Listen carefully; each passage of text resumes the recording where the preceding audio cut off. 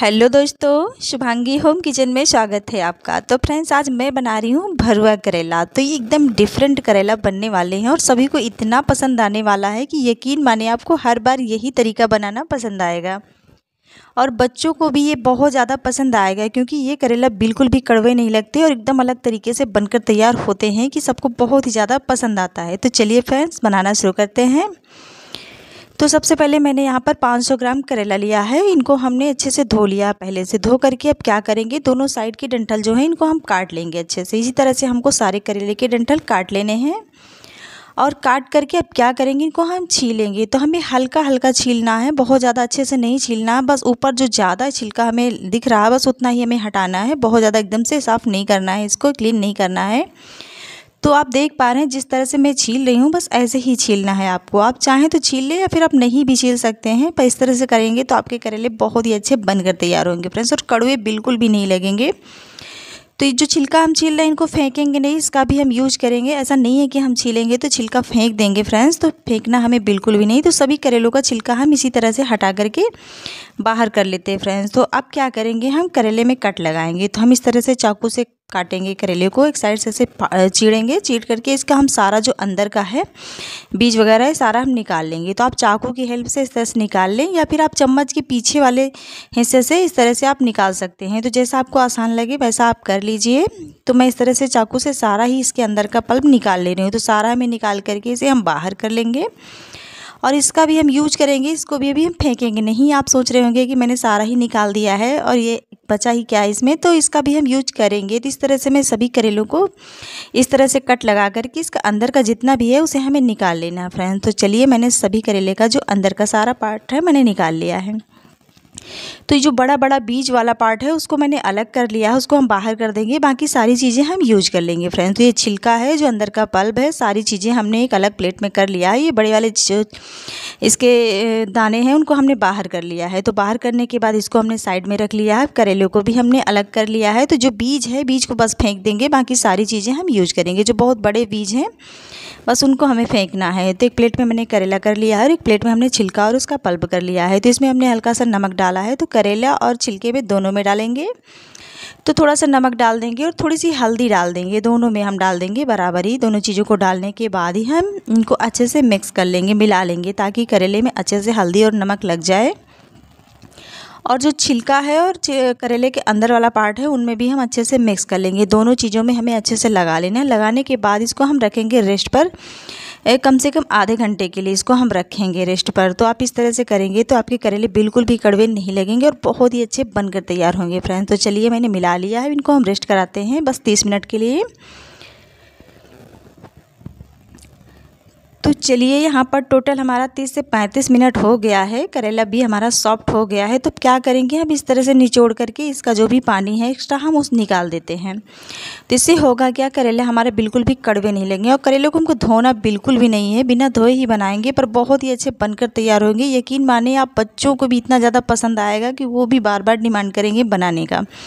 तो इस तरह से हमें निचोड़ करके सारा ही इसमें का पानी निकाल देना है फ्रेंड्स। तो देख पा रहे हैं कितना पानी निकल रहा है। तो इसी तरह से हमें सभी करेले का पानी निकाल करके बाहर कर लेना है। दबा दबा करके जितना निकल पाया आप उतना निकाल दीजिए और निकाल करके हम सभी करेले को हम बाहर कर लेते हैं फ्रेंड्स। तो चलिए, मैंने यहाँ पर पानी निकाल दिया है, निकाल करके हमने बाहर कर लिया है।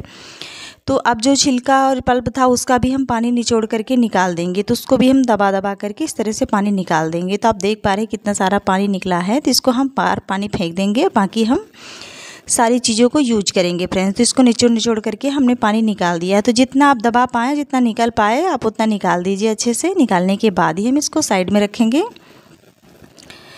तो सारी चीज़ें हमने रेडी कर ली है फ्रेंड्स। ये पानी को हम बाहर फेंक देते हैं। बाहर फेंकने के बाद ही अब हम करेंगे आगे का प्रोसेस। तो पानी मैंने सारा निकाल दिया है, करेले का भी निकाल दिया है, जो इसका छिलका और इसका अंदर का पल्प था उसका भी हमने पानी निकाल दिया है फ्रेंड्स। तो अब हम क्या करेंगे, हमने यहाँ पर गैस पर कढ़ाई चढ़ा दी है। इसमें हम पानी डाल दिया था लगभग 1 लीटर और पानी अच्छे से गर्म हो गया। इसमें हम स्टीम कर लेते हैं 7 से 8 मिनट के लिए करेले को। तो ये देखिए, हमने स्टीम कर लिया है। करेले हमारे सॉफ्ट हो गए हैं, पक भी गए हैं। बस आधा ही पकाना, हमें इससे ज़्यादा नहीं पकाना। तो उसी कढ़ाई में मैंने फिर से तेल डाला है। तेल डालने के बाद ही हम तेल अच्छे से गर्म कर लेंगे। तो तेल को हम पहले खूब अच्छे से धुआंधार गर्म कर लेंगे, उसके बाद ही हम इसको ठंडा करेंगे। फिर उसके बाद फिर गैस का फ्लेम ऑन करने के बाद 1 चम्मच जीरा, थोड़ी सी कलौंजी डाला है मैंने और थोड़ा सा लहसुन डाला है बारीक काट करके। तो इसे हम अच्छे से मिक्स कर लेते हैं, मिला लेते हैं, भून लेते हैं ताकि इसका कच्चापन निकल जाए। तो इस तरह से चलाते हुए हम भून लेंगे। इसके बाद ही हम ऐड करेंगे बाकी की चीज़ें। तो यहाँ पर मैंने 3 मीडियम साइज़ की प्याज को बारीक बारीक चॉप कर लिया है और उसको भी मैंने डाल दिया है। तो डाल करके इसको भी हम चलाते हुए भूनेंगे जब तक इसमें गोल्डन सा कलर ना आ जाए। तो हमें बहुत ज़्यादा नहीं भूनना है, बस सॉफ्ट पड़ जाए और हल्का सा गोल्डन कलर आ जाए इसमें। तो हमने यहाँ पर 2 छोटी चम्मच भरकर धनिया पाउडर, थोड़ी सी यहाँ पर मैंने हल्दी ऐड करी है और यहाँ पर 1 चम्मच भरकर दरदरा कुटी हुई सौंफ ऐड करी है, वो भी रोस्टेड, और 1 चम्मच भुना हुआ जीरा पाउडर। इसी के साथ ही हमने ऐड किया है दरदरा भुना हुआ धनिया पाउडर, तो उसको भी मैंने ऐड कर दिया है। ऐड करने के बाद अब सभी चीज़ों को हम मिक्स करते हैं और 1 से 1.5 चम्मच चिली फ्लेक्स ऐड किया है यहाँ पर स्पाइसी फ्लेवर के लिए। आप चाहें तो लाल मिर्ची पाउडर ऐड कर सकते हैं अपने हिसाब से, जितना तीखा आप रखना चाहते हो। तो बस चलाते हुए इसे हम मिक्स कर लेते हैं, मिला लेते हैं सभी चीज़ों को। और मिलाने के बाद ही अब इसमें हम ऐड कर देंगे जो हमने छिलका और करेले का अंदर का पल्प है, उसको भी इसी के साथ ही हम डाल देते हैं। इसको हम फेंकेंगे नहीं, बिल्कुल इसको भी हम यूज करेंगे। तो इसी में डाल करके हम अच्छे से चला लेते हैं, अच्छे से इसको भी सॉफ्ट कर लेते हैं। अब डाल देंगे यहाँ पर स्वाद अनुसार नमक। तो नमक ध्यान रखते हुए डालें क्योंकि हमने जब करेले में हल्दी नमक डाला था तो क्योंकि करेले को हमने धोया नहीं तो नमक उसमें भी था, तो आप ध्यान में रखते हुए नमक डालें अंदाजे से। तो बस इसको चला लिया, अच्छे से मिक्स कर लिया है। तो अब ये हो गया है रेडी फ्रेंड्स। तो अब इसको हम निकाल करके अलग बाहर कर लेंगे।